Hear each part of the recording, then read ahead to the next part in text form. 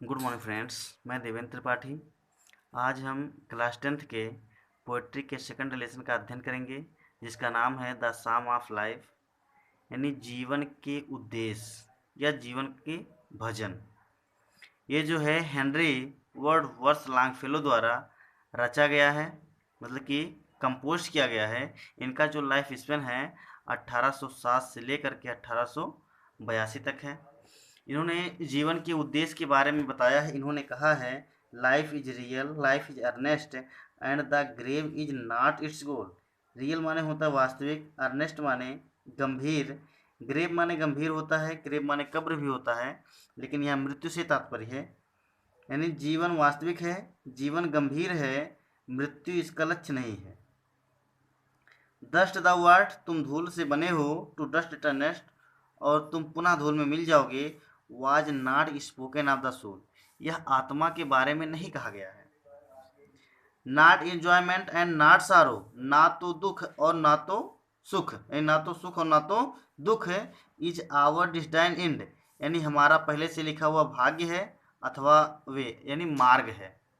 यानी सुख और दुख हमारे पहले से लिखे हुए भाग्य अथवा मार्ग नहीं है।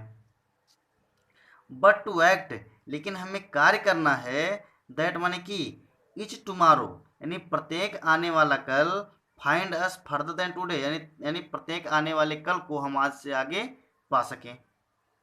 इन the world's broad field of battle, यानी इस विशाल युद्ध क्षेत्र रूपी संसार के, in the bivouac of life, यानी सिपाहियों के अस्थायी पड़ाव रूपी जीवन में, यानी विशाल युद्ध रूपी संसार के सिपाहियों के अस्थायी पड़ाव रूपी जीवन में, be not like dumb, be not like dumb, यानी नियंत्रित पशु की तरह मत बनो। Be not like dumb driven cattle, यानी नियंत्रित पशु की तरह मत बनो। बी या हीरो इन द स्ट्राइफ, यानी संघर्ष में नायक बनो, संघर्ष में नायक बनो। यानी इस स्टैंजा में कब कहना चाहता है कि विशाल युद्ध क्षेत्र रूपी संसार के सिपाहियों के अस्थायी पड़ाव रूपी जीवन में नियंत्रित पशु की तरह मत बनो, नियंत्रित पशु की तरह मूक मत बनो। संघर्ष, बल्कि संघर्ष में एक नायक बनो, एक नायक बनो। लास्ट स्टेंजा है, लेट अस देन, चलो तब उठकर काम में लग जाएं।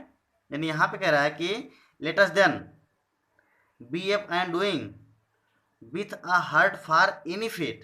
देखो, फेट माने होता है भाग्य, हार्ट माने हृदय, यानी दिल से। यानी लेट अस देन, तब हमें उठकर काम में लग जाना चाहिए। देखो यहाँ पे कह रहा है कि let us then be up and doing with a heart for any fate, यानी इसका पूरा हिंदी लिखेगा, तब हमें उठ करके किसी भी भाग्य का सामना करने के लिए एक मजबूत हृदय के साथ काम में लग जाना चाहिए।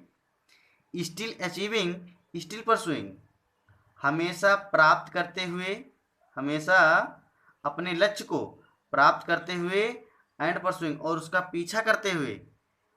Learn to labour and wait, यानी हमें इंतजार करना और परिश्रम करना सीखना चाहिए। इस स्टैंजा को एक बार फिर से समझता हूँ कि इस स्टैंजा में कब कहना चाहता है कि तब हमें उठकर किसी भाग्य का सामना करने के लिए एक मजबूत हृदय के साथ काम में लग जाना चाहिए। अपने लक्ष्य को हमेशा प्राप्त करते हुए और उसका पीछा करते हुए इंतजार करना और परिश्रम करना सीखना चाहिए। धन्यवाद मित्रों।